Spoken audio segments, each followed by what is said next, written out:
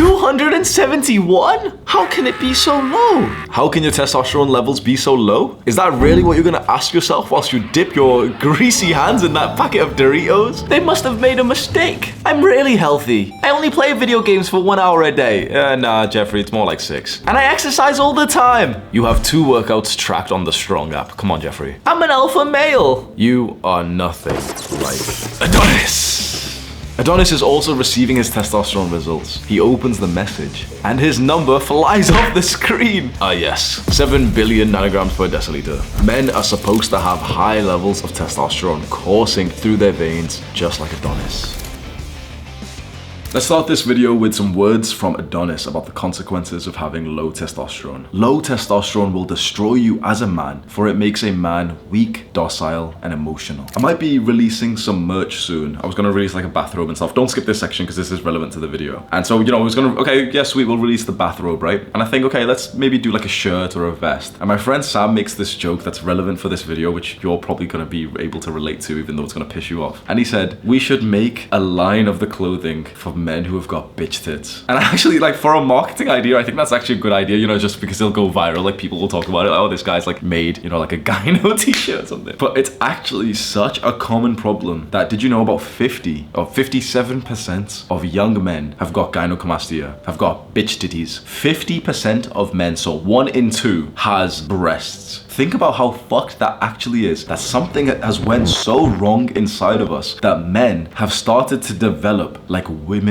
would. Something is so entirely wrong. And I think testosterone is just one of those things. I think the psychological subversion, the conditioning that we've been through as young men, not so much, the plastics and the testosterone, but the message that's been implanted into us to be weak and docile and emotional, to open up about our feelings, because that seems like good advice, doesn't it? And then every man who opens up to his girlfriend eventually says, so yeah, like she won't have sex with me anymore. Like, low testosterone is just one of the issues that men are facing. There's 7 things that we're going to speak about today. And the first thing that's destroying your testosterone levels and your ability to feel like a man is actually poor mental health. You might not have considered that. You might have thought that the first thing I was going to say is that you need to fuck more bitches and you need to lift more weights. But actually, most guys, I promise you, this is the truth, most guys would get the greatest ROI, the increase of testosterone, if they first improve their mental health. Because if you have anxiety or paranoid thoughts, if you feel unsafe, you've went through some shit before, maybe you got attacked, maybe you got traumatized, and now you don't really feel safe, even in like what should be a safe environment. You know what's actually going on, like scientifically, inside of your body? Your fight or flight system is activated. Cortisol is through the roof, and cortisol and testosterone work in opposites. When cortisol goes up, testosterone goes down. When testosterone goes up, cortisol goes down. When your cortisol's going up because you keep getting thoughts of like feelings of unsafety and paranoid and stress from exams, and maybe you're still thinking about the time that your dad beat your ass, or that kid in school, your friend beat your ass, and you're thinking about this more and more and more. Every time that you get like a negative, hostile thought in your mind, cortisol spiking up, testosterone going down. And what if you got depression, a lack of enjoyment, a lack of pleasure, a lack of color to your life? You feel unable to go and do even the basic things. They feel pointless. For many young men, symptoms of depression are they don't even brush their teeth every day. Again, my best friend Sam, when I first met him, he was at the level of like brushing his teeth every few days. He's obviously changed now. He lives with me here in Dubai. A lot of men have depression, and if you do have it, you can't go and do the other things that we need to recommend. If I tell you, okay, you've got depression, I tell you to stop drinking alcohol or stop smoking weed, or whatever your vice is, video games or something, you wouldn't be able to because you're depressed. We need to fix the depression first, and then those like poor habits go away. There is an easy way for you to improve your mental health without going to therapy and spending thousands of dollars in therapy, not without going to the hospital and getting ostracized and labeled as like,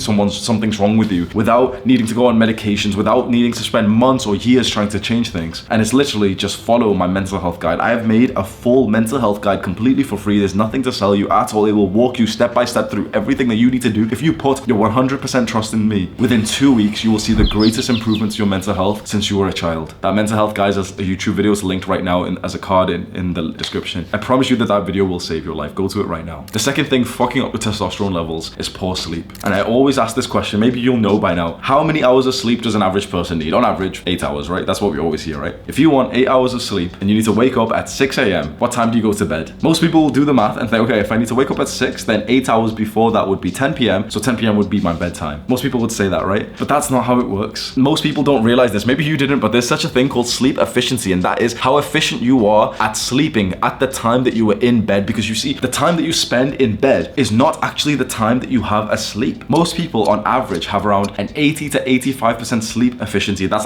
a pretty good level, right? If there's like nothing psychologically wrong with you, about 80%. That means that if you want 8 hours of sleep with 80% efficiency in bed, that means you need to be in bed for 10 hours. So if you want to wake up at 6 a.m. and get 8 hours of sleep and you have an 80% sleep efficiency, you need to go to bed at 8 p.m. And that is if you have an 80% sleep efficiency. If you've got something wrong with you, like I do, mine is down to like 71%. So if I leave 10 hours for bed, I'll on average sleep 7 hours. Most people will never even consider this, and they'll think, oh yeah, well, you know, if I go to sleep at 12 and I wake up at 6, that's 6 hours. No, it's not. If you go to sleep at 12 and you wake up at 6, you're gonna sleep for maybe about 4.5 hours. You need to start to prioritize your sleep. And the only thing you can do, bro, stop being a Jeffrey at nighttime. When it gets to 7 p.m., 8 p.m., you should be unwinded. Now, fair enough, if it's 7 p.m. or 8 p.m. and you've got like a late sports class or late class or something, okay, fair enough. Maybe you're gonna be on technology, maybe you're gonna be exhilarated, fine. But when you're in the home at 8 p.m., 9 p.m., 10 p.m., there should not be anything in front of you. You shouldn't be watching Andrew Tate motivational podcast. You shouldn't be watching Andrew Tate shorts. You shouldn't be on TikTok. You shouldn't be watching porn or playing video games. That is not the time to stimulate yourself. So many guys say this, and you might have said this too, be honest, and just openly admit, have you coped like this? Because a lot of guys say at the end of a hard day, they want to unwind by watching their favorite show or playing some video games. They just want to rest and do that. So many guys have said that to me, and every time when I say this upcoming sentence, they realize how wrong they were, and I literally just say to them, do you really think that your brain is resting when you play video games? Do you really think if we were able to, like, you know, do some kind of scan on your brain, it would just be perfectly still when you play games? Honestly? And then straight away they're like, oh yeah, fair enough. And yeah, video games, TV shows, all of that shit is hyper stimulating. It doesn't help you rest. It does the exact opposite. This is why, like, for most guys, when they say, oh, I just can't sleep early, I can't go to sleep at 10 p.m. I am 100% certain, up until proven otherwise, that the reason why they say this is because they're literally just stimulating themselves at 9 p.m. or 10 p.m. and saying, oh, well, but I'm not tired, I'm not sleepy. You've got like fucking blue light all on your phone right now, like, oh, but I'm not sleepy, I'll go to bed when I'm sleepy. No, you'll be sleepy when you go off your computer. You'll be sleepy when you literally turn off this shit. Bro, our parents were right all this time, honestly. My mom knew this shit back like before there was ever any research on this, and I thought that she was being silly and over dramatic, and now I've become like my mom saying like to young guys, like, you're better than playing video games for this many hours. Because the thing is, there's some guys watching this right now who may have skipped it because they're Jeffreys and they don't have humility. But there's some guys, maybe if you're just that kind of guy who you don't play video games, you're not a Jeffrey anymore, and you're thinking like, oh, this advice is for someone else, I'm not like this anymore. But there's probably still something that you can improve on, isn't there? You should never be easy on yourself. You should literally think to yourself, okay, there's still some bullshit that I'm doing at like 8 p.m. that's still making me stimulated. Because bro, if you see a comment or a message from someone at 8 p.m, I guarantee your brain is more stimulated for the next half an hour. So if you're seeing it at 9 p.m. just before you're about to get ready for bed, and some prick sends you a message which, like, you know, triggers you emotionally, your friend says like, oh, they can't come to the workout tomorrow, or someone messages you, have you done the thing, and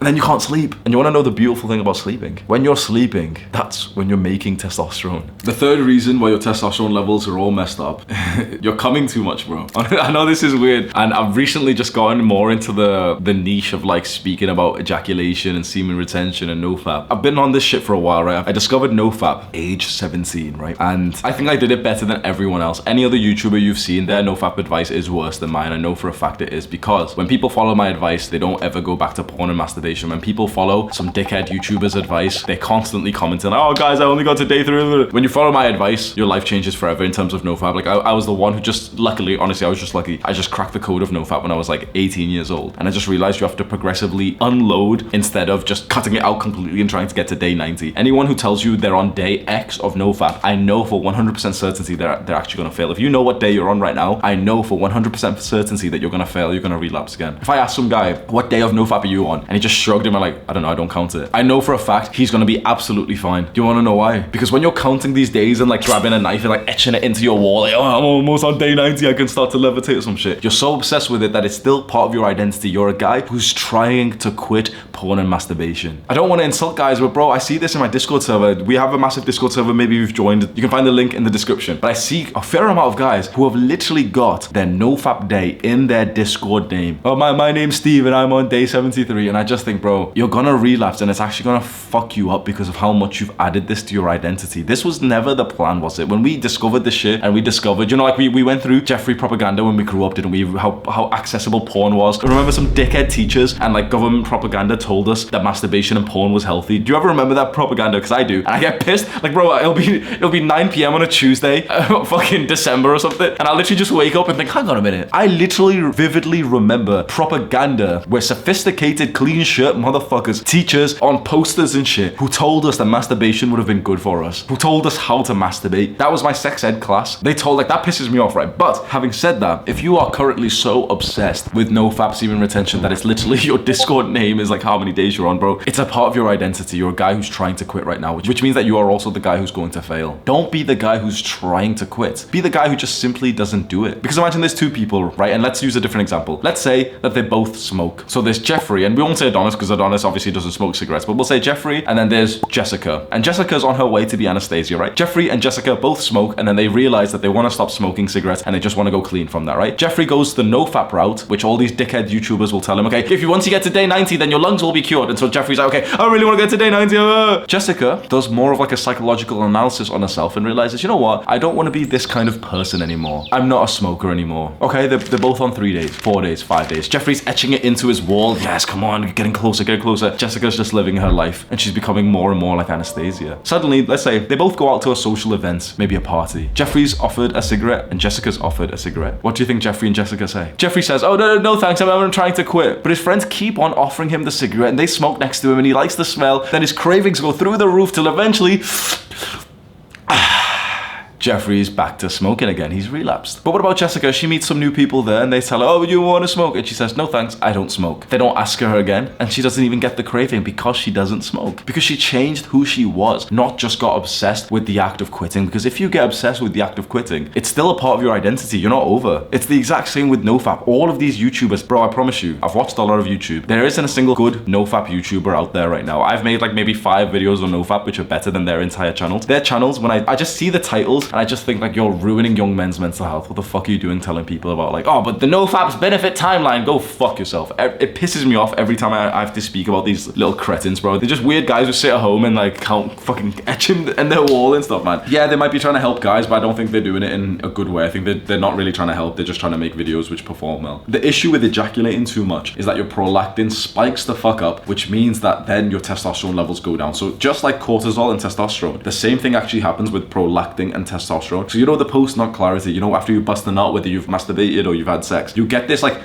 dip in your energy. You feel lethargic. You've lost all of your horniness for like at least 20 minutes, right? That is a huge spike in prolactin, and prolactin is like a counter to testosterone, which then goes down. Now, for most guys, this issue is coming from porn and masturbation. But actually, for some guys who think that they're above this, which could be you soon, they actually are going through this issue even in sex. Even when you have sex and you ejaculate then, that still decreases your testosterone. That still makes you feel lethargic and tired. Honestly, you might think like sex is amazing and stuff, but there are some consequences to this, and any guy who's fucked a lot knows that if you meet a girl and you have sex like 4 times in a day, after that you're just not interested in women for like at least hours. There's a lot of like bedroom mistakes that young men are making, and there isn't a lot of good advice for this. There's a lot of Jeffrey propaganda out there. I've made a private video for that, which is in the description. 3 bedroom mistakes to watch out for. Go and click on that right now. The 4th thing that's destroying your testosterone levels is a sedentary lifestyle. It's 9:45 a.m. In about 15 minutes I'm gonna go get ready to go hit an upper body session and then go hit an MMA 1-to-1 class with the coach there, the UFC coach. So I'm gonna go exercise for about 2.5 hours after this. Then we'll be out and about, going to buy food, everything, going to like the barbers and stuff. That's pretty good, but that's not even at the level that we should be exercising. It depends where you're at, because a lot of guys are in that total Jeffrey zone where they don't even go and do anything. But you've been watching my videos for a little while, you've already considered, getting into the gym more seriously, getting more fit. So you're probably someone who's a big step further than the hordes of Jeffreys in the world, aren't you? But having said that, I still don't actually think that's enough, because when you get into the gym and you do resistance training, weightlifting, calisthenics, you start hearing this term called overtraining, and you start getting scared of like doing too much and you want to minimize it and everything. And I think that's fucking Jeffrey propaganda, honestly. I don't think that there's maybe 0.1%, maybe less of the population actually overtrain. I think it's overblown, and I think to live like natural primal humans with maxed out levels of testosterone, they were overtraining by like the fat scientists that standards of today. There's fat scientists, fat doctors these days telling you that you're overtraining if you lift weights for like 45 minutes. Like, shut the fuck up. Because if you don't consider this scientific shit, and if you don't track with like fitness track, you know, I've got the Aura Ring, right? But I'm even starting not to use it anymore because I've just realized like it just invokes weakness in you. If you want to be like David Goggins, you think David Goggins is sat there like, oh, what if I'm overtraining? How many sets have I done today?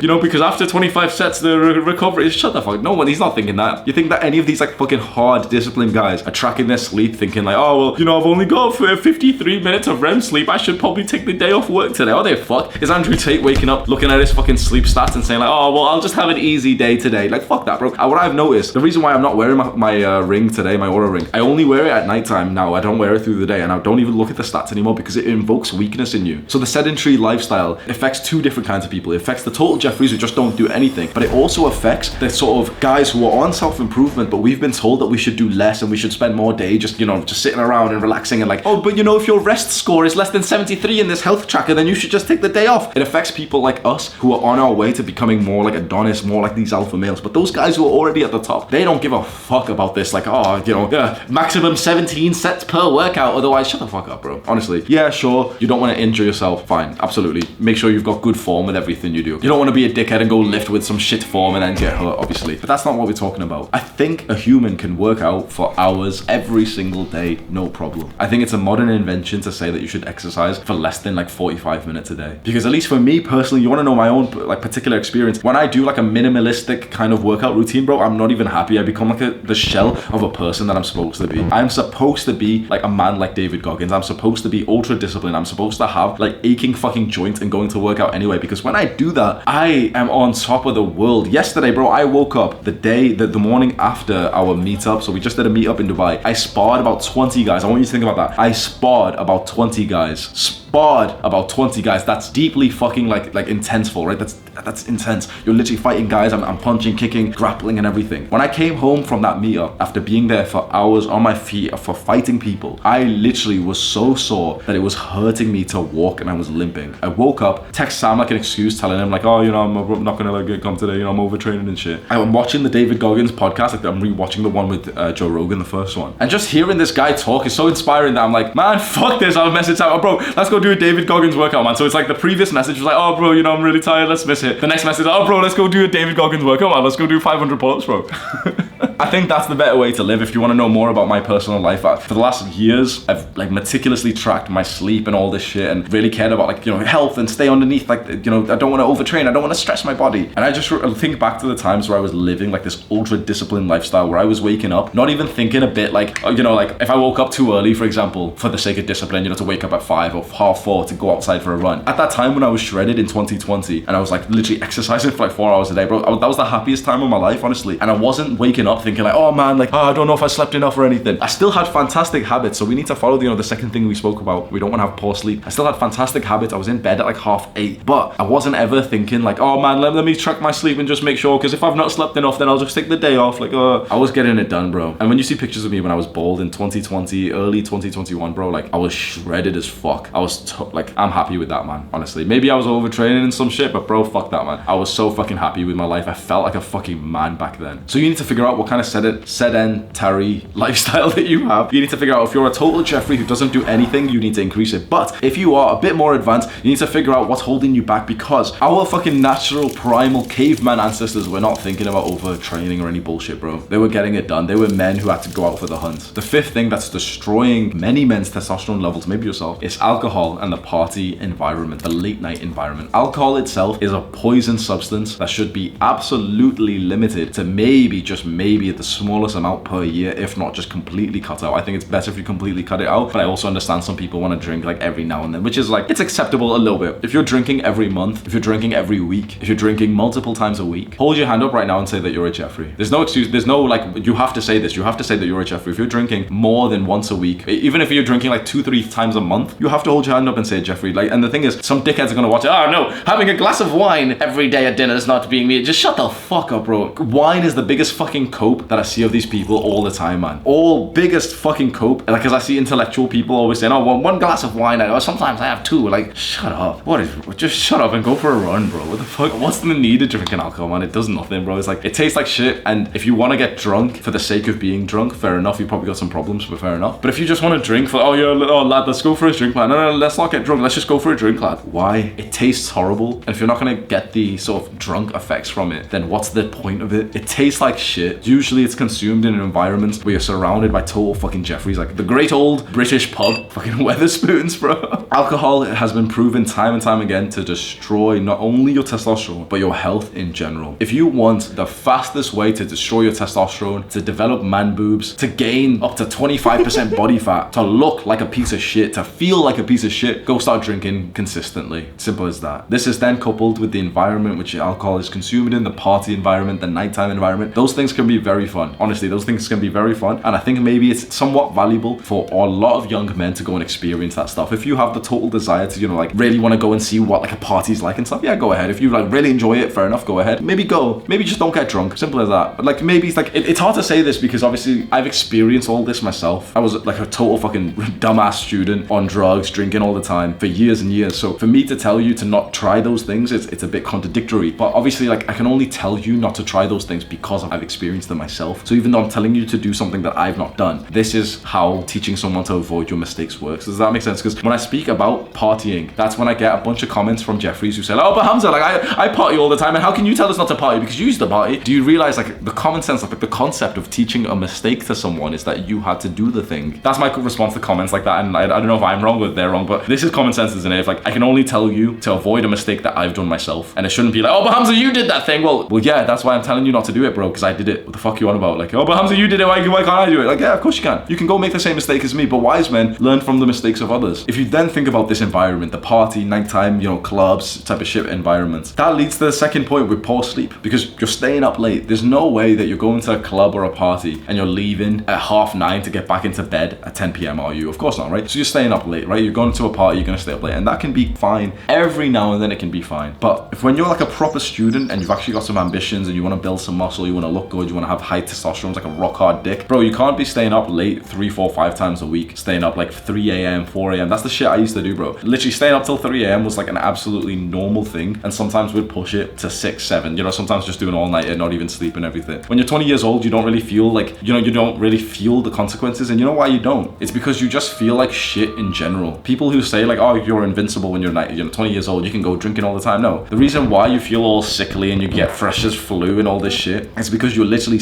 mildly sick literally throughout the entire year. It's only once you actually start to eat clean, sleep right, train hard, that you start to realize, okay, this is what like I'm supposed to feel like. Now if I go on a night out and drink some alcohol, I'll feel how different it is. It's not because I'm 25 and, you know, at 22 I was like invincible, like 3 year difference. Shut the fuck up. Well, obviously it's not. It's just because I'm more aware of it now. Now I'm actually living a healthy life. Now I can feel how different it is. If I go out now and drink, I feel shit. And this is the feeling I would have had around the clock, around the year, instead of just sporadically. The sixth thing destroying testosterone levels, which is a really big one, is the modern diet. Not just that it's processed and it's unnatural, just that it's got so much shit in it. It's got so much sugar. Sugar directly decreases your testosterone. I don't want to go totally into this because I've got 2 full like diet guides. I've done the perfect diet, and I've also done like the full diet advice that could change lives, that could save lives. Both of them are linked in the card description below. They're very good videos in my opinion. I really do think that I conveyed the message properly. Those videos, both of them have got like over 1 million views each. So obviously that says something. So just go and have a look at those videos. If you think your diet's not great for testosterone or for health, go and have a look at those videos. The 7th thing that's destroying testosterone levels, people are simply too fat. For about 70% of the UK's population, for most Western countries, about 70% of people are fat. Not just overweight, fat. 30% of people in Western countries are obese. Obese means like 250 pounds, 300 pounds. It's almost too controversial to say that these days. For me to simply just, even saying the word fat seems quite unacceptable these days, doesn't it? It's not very PC, is it? We've got a stay woke. Yeah, stay woke with your limp dick. That's what they want, bro. But yeah, 70% of people are fat. When you're fat, your testosterone levels dip down, and you also look like shit, and you also feel like shit. You get no bitches. All these little fat guys, well, oh, but I still get bitches. Okay, yeah, sure you do, bro. Okay. When your body fat percentage is too high, you don't even feel like a man, honestly. Like, you begin to feel like effeminate, and your estrogen kicks up, your testosterone goes down. Like, literally, there's proven studies to show the higher body fat percentage you are, the lower your testosterone will go down. At the same time, we don't want to be ultra lean, But the reason why I'm not going to include that as a point here is because that's not an issue for literally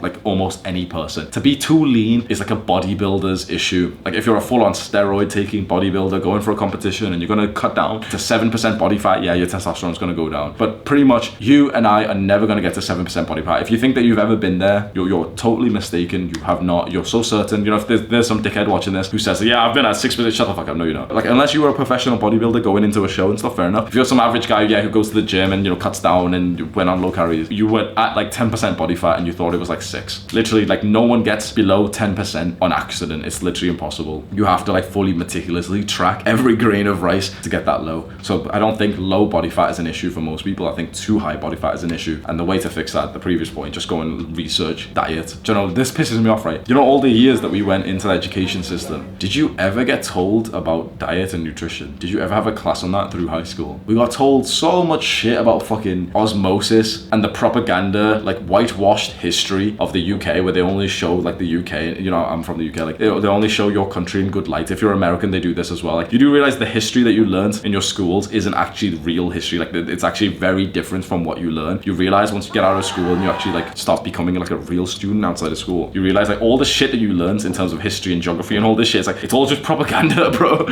It's propaganda to make you weak and docile, to make you fit into the perfect little brain dead employee afterwards. And that's why they'd rather keep you like unhealthy and fat and low testosterone, because otherwise you'll revolt against the system. But I don't know, maybe that's a conspiracy theory, but who knows? If you feel offended, then you know that there's gotta be some truth to that right now. Click and watch this video right now, do the hard work, especially when you don't feel like it.